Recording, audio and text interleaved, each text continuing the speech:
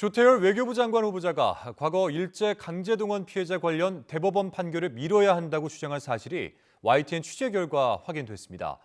조기의 결론이 나오면 한일 간 외교 마찰이 생길 수 있다는 이유였는데 나아가서 강제동원 피해자들의 배상 청구권이 한일 청구권 협정으로 소멸됐다는 입장도 내놓았습니다. 김철희 기자의 단독 보도입니다. 일제 강제동원 피해자들이 일본 전범기업을 상대로 낸 손해배상 청구 소송에 사법부가 부당하게 개입했다는 이른바 양승태 사법농단 사건. 지난 2020년 8월 관련 재판에 조태열 외교부 장관 후보자가 증인으로 출석했습니다.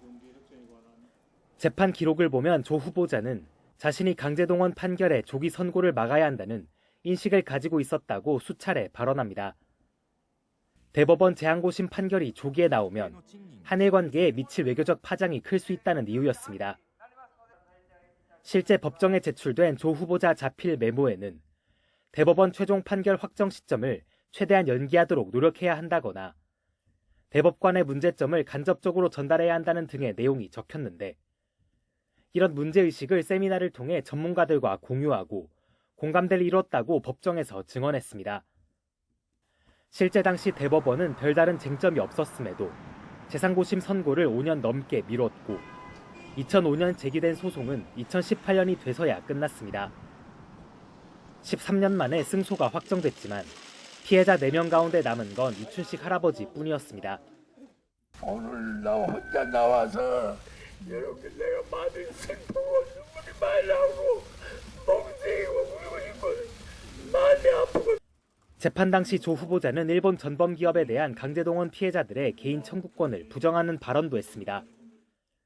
조 후보자는 한일 청구권 협정을 통해 배상 문제가 모두 해결된 거로 보는 게 일반적이라고 주장했습니다. 전후 배상 문제는 한일 청구권 협정 같은 일괄 처리 협정으로 해결하는 것이 국제적 관행이란 겁니다.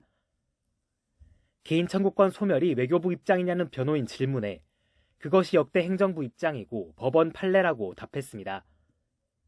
하지만 오늘 대법원의 일제 강제동원 피해자 2차 손해배상 소송 결과는 조 후보자의 과거 입장과 달랐습니다. 피해자 배상 청구권을 인정하고 일본 기업의 배상 책임을 다시 확정한 겁니다. 판결 하루 전 외교사령탑 후보자 신분으로 기자들 앞에 선 조 후보자는 양국 사법부 판결이 충돌해 외교적 문제가 더 복잡해졌다며 피해자들의 고충과 인권 문제를 감안해 조화로운 방법을 찾아가도록 노력하겠다고 밝혔습니다. YTN 김철입니다.